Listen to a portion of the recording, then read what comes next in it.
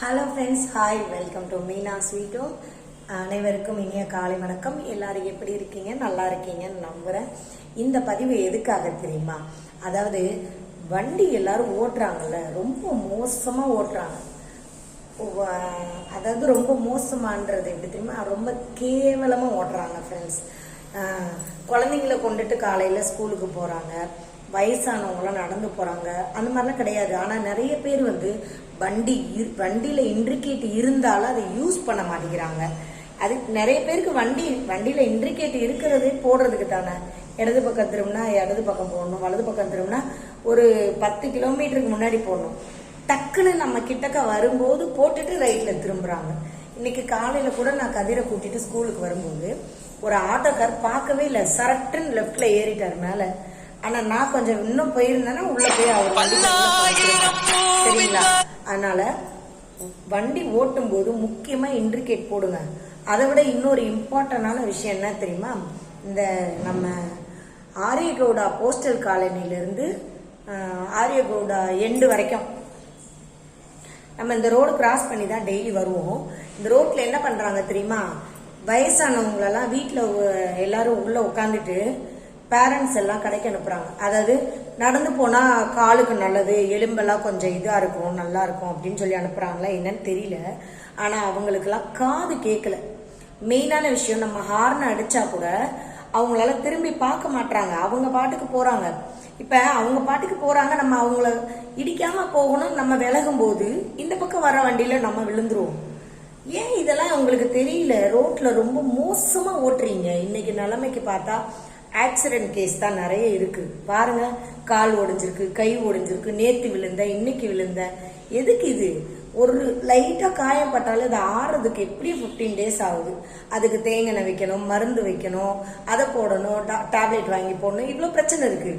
நீங்களே சொல்லுங்க, குழந்தைங்களுக்குலாம் அடிபட்டா நம்மளால தாங்கிக்க முடியுமா?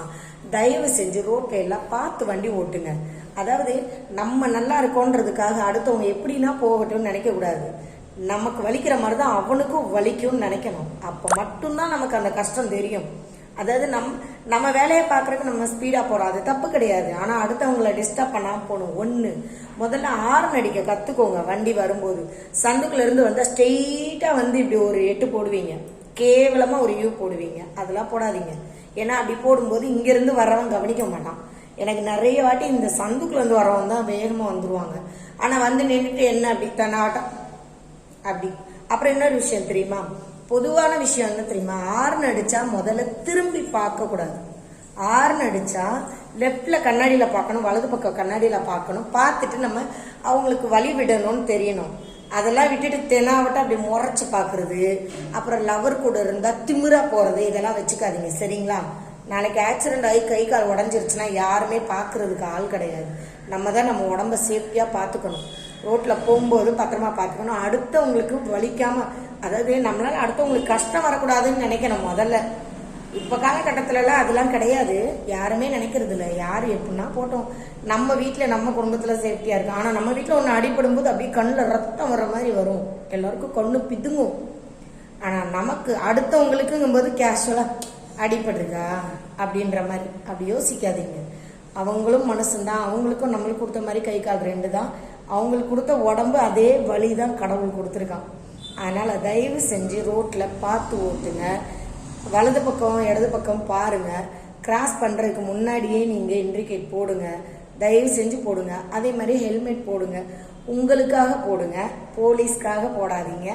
போலீஸ் நீங்க ஹெல்மெட் போடலன்னா காசு வாங்கிட்டு போவாங்க. ஆனா ஹெல்மெட் இல்லைன்னா உங்க லைஃபே ஸ்பாயில் ஆயிடும் சரிங்களா? தயவு செஞ்சு ஹெல்மெட் போடுங்க. ஓகே ஃப்ரெண்ட்ஸ், ஏதாச்சும் தவறா பேசியிருந்தா மன்னிச்சுக்கோங்க. அடுத்த வீடியோல பார்க்கலாம்.